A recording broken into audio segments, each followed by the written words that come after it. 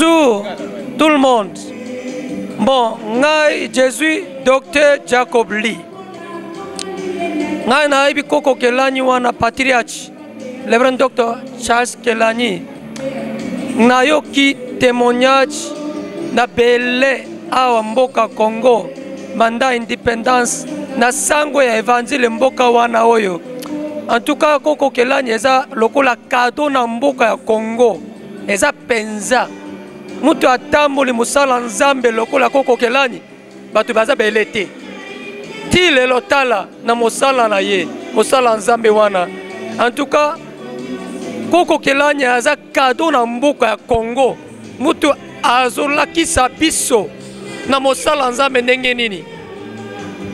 Ya wana ngai layaki wana kopesa honneur batu nyonso basabité de Dieu to reconnaître na mosala nzambe koko kelani.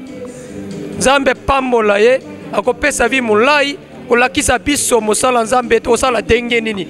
Spécialement ba jeunesse sabité de belé ba ibité ndenge ni ba ko respecter papa mulimbo na bango. Eza problème mingi oyo. Mais lokola koko kelani azolakisa biso lokola modèle na mosala nzambe to sala ndenge nini. En tout cas na sepeli to pamola koko kelani. Nzambe pamola.